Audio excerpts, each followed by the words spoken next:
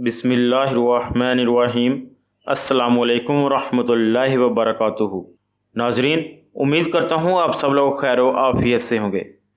محترم ناظرین، ویسے تو ہمارے پیارے نبی حضرت محمد مصطفیٰ صلی اللہ علیہ وسلم کی پوری زندگی ہی معجزات سے بھری ہوئی تھی، لیکن آج کی اس ویڈیو میں ہم حضور نبی کریم حضرت محمد مصطفیٰ صلی اللہ علیہ وسلم کی زندگی میں پیش آنے والے چند عجیب و غریب معجزات کا تذکرہ کریں گے۔ لہٰذا ویڈیو کا باقاعدہ آغاز کرنے سے پہلے آپ سے گزارش ہے کہ ہماری اس ویڈیو کو اینڈ تک مکمل ضرور دیکھیے گا، اور اگر یہ ویڈیو آپ کو اچھی لگے تو اس ویڈیو کو لائک ضرور کیجیے، اور اس طرح کی مزید ویڈیوز دیکھنے کے لیے ہمارے اس چینل کو سبسکرائب بھی کر لیجیے۔ محترم ناظرین، ابو لہب حضور نبی کریم حضرت محمد مصطفیٰ صلی اللہ علیہ وسلم کی اظہار ثانی میں آگے تھا۔ نبی کریم صلی اللہ علیہ وسلم کی تبلیغ میں رکاوٹیں ڈالتا تھا۔ آپ صلی اللہ علیہ وسلم کو برا بھلا بھی کہتا تھا۔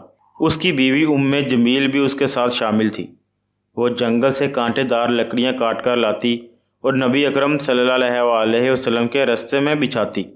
اس پر اللہ تبارک و تعالیٰ نے سورۃ اللہب نازل فرمائی۔ اس میں ابو لہب کے ساتھ اس کی بیوی کو بھی عذاب کی خبر دی گئی۔ اس کی بیوی غصے میں آگ بگولا ہو گئی، پتھر ہاتھ میں لیے آپ صلی اللہ علیہ وسلم کی طرف بڑھی۔ اس وقت آپ صلی اللہ علیہ وسلم کے ساتھ حضرت ابوبکر صدیق رضی اللہ تعالیٰ عنہ بھی موجود تھے۔ انہوں نے ابو لہب کی بیوی کو آتے دیکھا تو فرمایا، اے اللہ کے رسول، یہ عورت بہت زبان دراز ہے، اگر آپ یہاں ٹھہرے رہے تو اس کی بد زبانی سے آپ کو تکلیف پہنچے گی۔ ان کی یہ بات سن کر نبی کریم صلی اللہ علیہ وسلم نے ارشاد فرمایا، ابو بکر فکر نہ کرو، وہ مجھے نہ دیکھ سکے گی۔ محترم ناظرین، اتنے میں جمیل نزدیک پہنچ گئی۔ اسے وہاں صرف حضرت ابوبکر صدیق رضی اللہ تعالیٰ عنہ ہی نظر آئے۔ وہ آتے ہی بولی، ابو بکر، تمہارے دوست نے مجھے ذلیل کیا ہے۔ کہاں ہیں تمہارے دوست جو شعر پڑھتے ہیں؟ ابو بکر بولے، کیا تمہیں میرے ساتھ کوئی نظر آ رہا ہے؟ کیوں، کیا بات ہے؟ مجھے تو تمہارے ساتھ کوئی نظر نہیں آ رہا۔ انہوں نے پوچھا، تم ان کے ساتھ کیا کرنا چاہتی ہو؟ جواب میں اس نے کہا، میں یہ پتھر ان کے منہ پہ مارنا چاہتی ہوں۔ انہوں نے میری شان میں نازیبا شعر کہے ہیں۔ محترم ناظرین، وہ عورت سورۃ اللہب کی آیات کو شعر سمجھ رہی تھی۔ اس پر انہوں نے کہا، نہیں، اللہ کی قسم، وہ شاعر نہیں ہیں، وہ تو شعر کہنا جانتے ہی نہیں، نہ انہوں نے تمہیں ذلیل کیا ہے۔ یہ سن کر وہ واپس لوٹ گئی۔ بعد میں حضرت ابوبکر صدیق رضی اللہ تعالیٰ عنہ نے آپ صلی اللہ علیہ وسلم سے پوچھا، اے اللہ کے رسول، وہ آپ کو دیکھ نہیں سکی؟ آپ صلی اللہ علیہ وسلم نے ارشاد فرمایا، ایک فرشتے نے مجھے اپنے پروں میں چھپا لیا تھا۔ محترم ناظرین، ایک روایت کے مطابق آپ نے یہ جواب ارشاد فرمایا، میرے اور اس کے درمیان ایک آڑ پیدا کر دی گئی تھی۔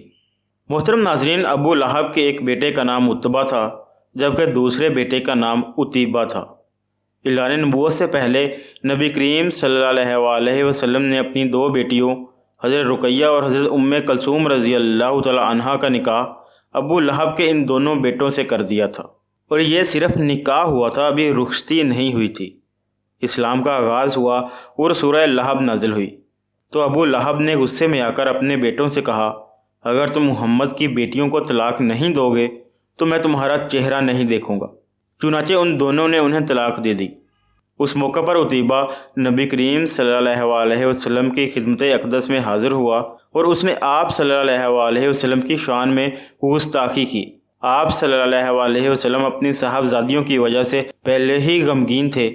ان حالات میں آپ صلی اللہ علیہ وسلم نے اس کے حق میں بد دعا فرمائی، اے اللہ، اس پر اپنے کتوں میں سے ایک کتا مسلط فرما دے۔ اس پر عتیبہ یہ بد دعا سن کر وہاں سے لوٹ آیا۔ اس نے اپنے باپ ابو لہب کو سارا حال سنایا۔ اس کے بعد دونوں باپ بیٹا ایک قافلے کے ساتھ ملک شام کی طرف روانہ ہو گئے۔ راستے میں یہ لوگ ایک جگہ ٹھہرے۔ وہاں قریب ہی ایک راہب کی عبادت گاہ تھی۔ راہب ان کے پاس آیا، اس نے انہیں بتایا، اس علاقے میں جنگلی درندے رہتے ہیں۔ ابو لہب یہ سن کر خوفزدہ ہو گیا۔ نبی کریم صلی اللہ علیہ وسلم کی بد دعا اسے یاد آ گئی۔ اس نے قافلے والوں سے کہا، تم لوگ میری حیثیت سے باخبر ہو اور یہ بھی جانتے ہو کہ میرا تم پر کیا حق ہے۔ انہوں نے یک زبان ہو کر کہا، بے شک ہمیں معلوم ہے۔ ابو لہب یہ سن کر بولا، تب پھر تم ہماری مدد کرو۔ میں محمد کی بد دعا کی وجہ سے خوف زدہ ہو گیا ہوں، اس لیے تم لوگ اپنا سامان اس عبادت گاہ کی طرف رکھ کر اس پر میرے بیٹے کا بستر لگا دو اور اس کے چاروں طرف تم لوگ اپنے بستر لگا لو۔ محترم ناظرین، ان لوگوں نے بالکل ایسا ہی کیا۔ یہی نہیں، انہوں نے اپنے چاروں طرف اپنے اونٹوں کو بھی بٹھا دیا۔ اس طرح عتیبہ ان سب کے عین درمیان آ گیا۔ اب وہ سب لوگ اس کی پاسبانی کرنے لگے۔ ان تمام احتیاطی تدابیر کے باوجود نبی کریم صلی اللہ علیہ وسلم کی پیشگوئی پوری ہو گئی۔ تقریباً آدھی رات کے قریب ایک شیر وہاں آیا اور سوئے ہوئے لوگوں کو سونگھنے لگا۔ ایک ایک کو سونگھتے ہوئے وہ آگے بڑھتا رہا، یہاں تک کہ وہ لمبی چھلانگ لگا کر عتیبہ تک پہنچ گیا۔ بس پھر کیا تھا، اس نے اسے چیر پھاڑ کر ہلاک کر دیا، اور حضور نبی کریم صلی اللہ علیہ وسلم کی بد دعا کے نتیجے میں واصل جہنم ہو گیا۔ محترم ناظرین، ابو لہب کے علاوہ ابو جہل بھی حضور نبی کریم صلی اللہ علیہ وسلم اور اسلام کا بدترین دشمن تھا۔ حضرت عباس رضی اللہ تعالیٰ عنہ ایک واقعہ بیان کرتے ہیں۔ وہ فرماتے ہیں کہ ایک روز میں مسجد حرام میں تھا کہ ابو جہل وہاں آیا اور بولا، میں خدا کی قسم کھا کر کہتا ہوں، اگر میں محمد کو سجدہ کرتے ہوئے دیکھ لوں تو میں ان کی گردن مار دوں، نعوذ باللہ۔ حضرت عباس رضی اللہ تعالیٰ عنہ فرماتے ہیں، یہ سن کر میں فوراً نبی کریم صلی اللہ علیہ وسلم کی طرف گیا اور آپ کو بتایا کہ ابو جہل کیا کہہ رہا ہے۔ نبی کریم صلی اللہ علیہ وسلم یہ سن کر غصے کی حالت میں باہر نکلے اور تیز تیز چلتے مسجد الحرام میں داخل ہو گئے۔ اس وقت آپ صلی اللہ علیہ وسلم سورہ الگ کی تلاوت کر رہے تھے۔ اسی طرح آپ صلی اللہ علیہ وسلم تلاوت کرتے ہوئے آیت نمبر 6 تک پہنچ گئے۔ سچ مچ بے شک کافر آدمی حد سے نکل جاتا ہے۔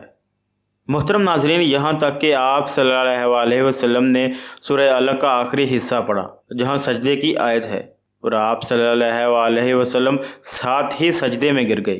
عین اسی وقت کسی نے ابو جہل سے کہا، اے ابو الحکیم، یہ محمد سجدے میں پڑے ہیں۔ یہ سنتے ہی ابو جہل فوراً آپ کی طرف بڑھا، آپ کے نزدیک پہنچ گیا، لیکن پھر اچانک واپس آ گیا۔ لوگوں نے حیران ہو کر پوچھا، اے ابو الحکیم، کیا ہوا؟ تو جواب میں اس نے اور زیادہ حیران ہو کر کہا، جو میں دیکھ رہا ہوں کیا تمہیں وہ نظر نہیں آ رہا؟ اس کی یہ بات سن کر لوگ اور زیادہ حیران ہوئے اور بولے، تمہیں کیا نظر آ رہا ہے؟ اس پر ابو جہل نے کہا، مجھے اپنے اور ان کے درمیان آگ کی خندق نظر آ رہی ہے۔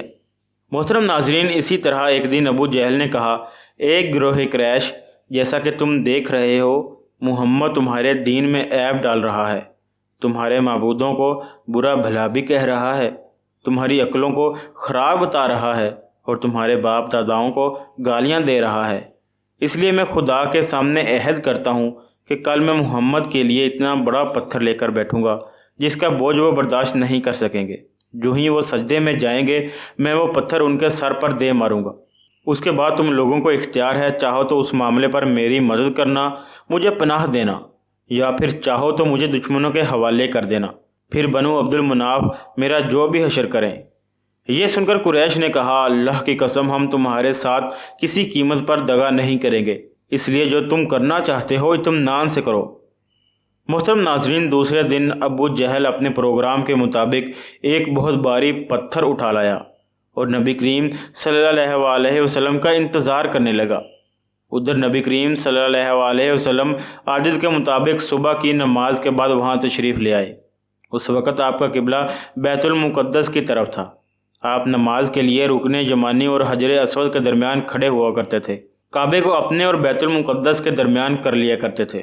آپ صلی اللہ علیہ وسلم نے آتے ہی نماز کی نیت باندھ لی۔ ادھر قریش کے لوگ اپنے اپنے گھروں میں بیٹھے انتظار کر رہے تھے کہ دیکھیں آج کیا ہوتا ہے، ابو جہل اپنے پروگرام میں کامیاب ہوتا ہے یا نہیں۔ پھر جو ہی سجدے میں گئے، ابو جہل نے پتھر اٹھایا اور آپ صلی اللہ علیہ وسلم کی طرف بڑھا۔ جیسے ہی وہ آپ صلی اللہ علیہ وسلم کے نزدیک ہوا، ایک دم اس پر لرزہ طاری ہو گیا، چہرے کا رنگ اڑ گیا، گھبراہٹ کے عالم میں وہاں سے پیچھے ہٹ گیا۔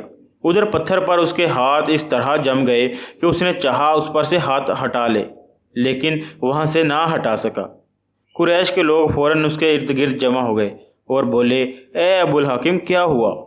اس نے جواب دیا، میں نے رات کو تم سے جو کہا تھا اس کو پورا کرنے کے لیے میں محمد کی طرف بڑھا، مگر جیسے ہی ان کے قریب پہنچا ایک جوان اونٹ میرے راستے میں آ گیا۔ میں نے اس جیسا زبردست اونٹ آج تک نہیں دیکھا۔ وہ ایک دم میری طرف بڑھا جیسے مجھے کھا لے گا۔ محترم ناظرین، جب اس واقعہ کا ذکر نبی کریم صلی اللہ علیہ وسلم سے کیا گیا تو آپ صلی اللہ علیہ وسلم نے ارشاد فرمایا، وہ جبرائیل علیہ السلام تھے، اگر وہ میرے نزدیک آتا تو وہ ضرور اسے پکڑ لیتے۔ محترم ناظرین، ایک مرتبہ حضرت حلیمہ سعدیہ رضی اللہ تعالیٰ عنہ اپنی بستی سے روانہ ہوئی۔ ان کے ساتھ ان کا دودھ پیتا بچہ اور شوہر بھی تھے۔ حضرت حلیمہ سعدیہ رضی اللہ تعالیٰ عنہ دوسری عورتوں کے بعد مکہ میں داخل ہوئی، کیونکہ ان کا خچر بہت کمزور اور مریل تھا۔ ان کے ساتھ ان کی کمزور اور بوڑھی اونٹنی تھی، وہ بہت آہستہ آہستہ چلتی تھی۔ اس کی وجہ سے حضرت حلیمہ سعدیہ رضی اللہ تعالیٰ عنہ قافلے سے بہت پیچھے رہ جاتی تھیں۔ اس وقت بھی ایسا ہی ہوا، وہ سب سے آخر میں مکہ میں داخل ہوئیں۔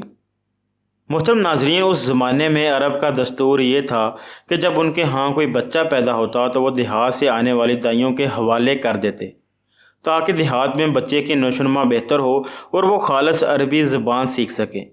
دائیوں کا قافلہ مکہ میں داخل ہوا۔ انہوں نے ان گھروں کی تلاش شروع کر دی کہ جن میں بچے پیدا ہوئے تھے۔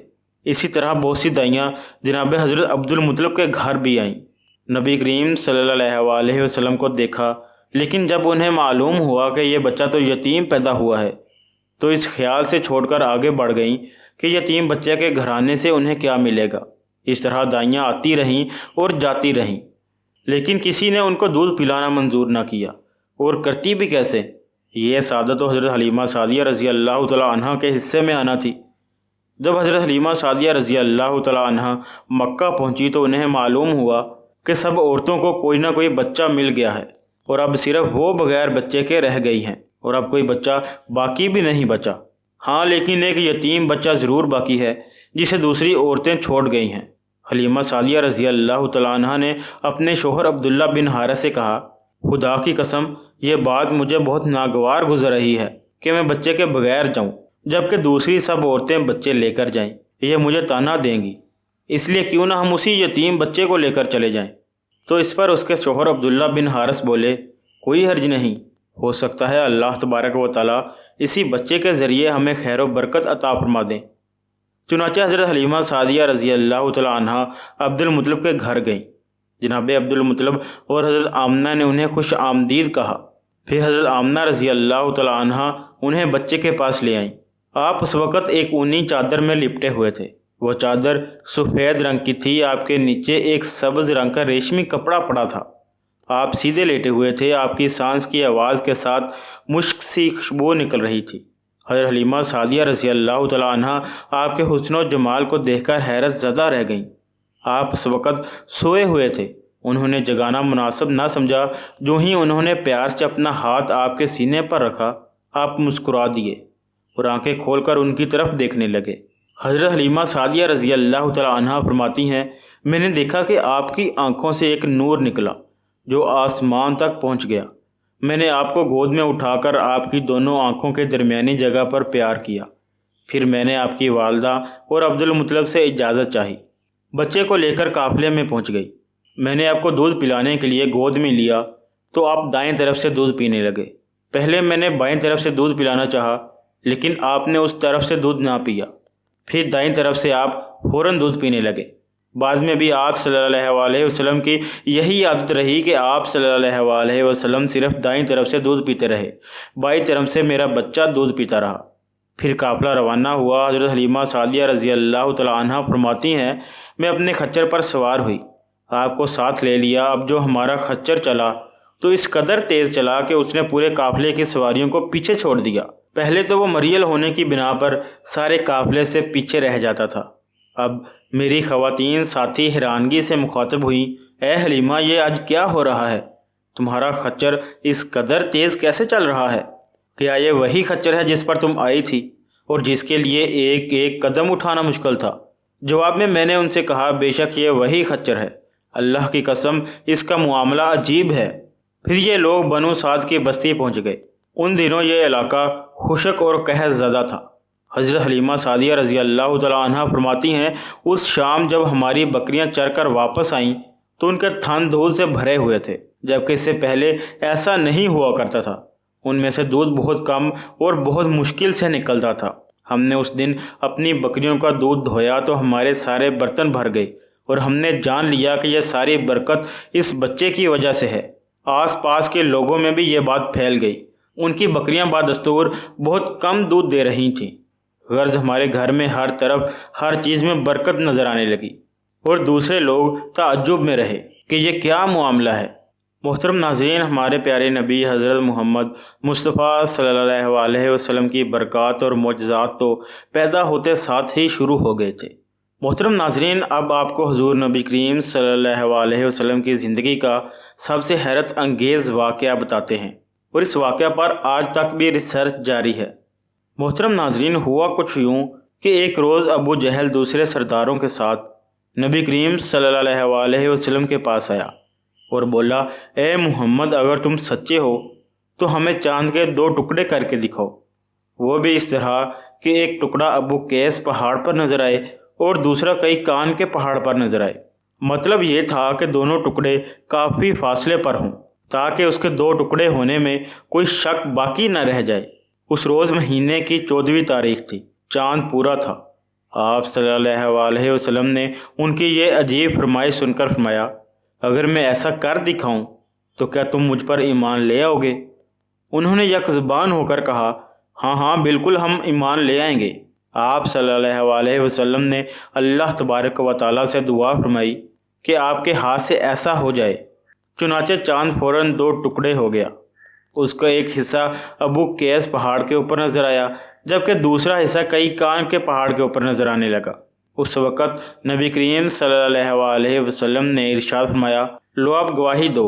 لیکن وہ بدبخت لوگ کہنے لگے، محمد نے ہم لوگوں کی آنکھوں پر جادو کر دیا ہے۔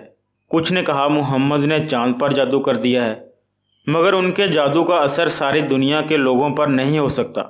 مطلب یہ تھا کہ ہر جگہ کے لوگ چاند کو 2 ٹکڑے نہیں دیکھ رہے ہوں گے۔ اب انہوں نے کہا کہ ہم دوسرے شہروں سے آنے والے لوگوں سے یہ بات پوچھیں گے۔ چنانچہ جب مکہ میں دوسرے شہروں کے لوگ داخل ہوئے تو انہوں نے چاند کے بارے میں ان سے پوچھا۔ آنے والے سب لوگوں نے یہی کہا، ہاں ہاں، ہم نے بھی چاند کو 2 ٹکڑے ہوتے دیکھا ہے۔ یہ سنتے ہی مشرک بول اٹھے، بس پھر تو یہ عام جادو ہے، اس کا اثر سب پر ہوا ہے۔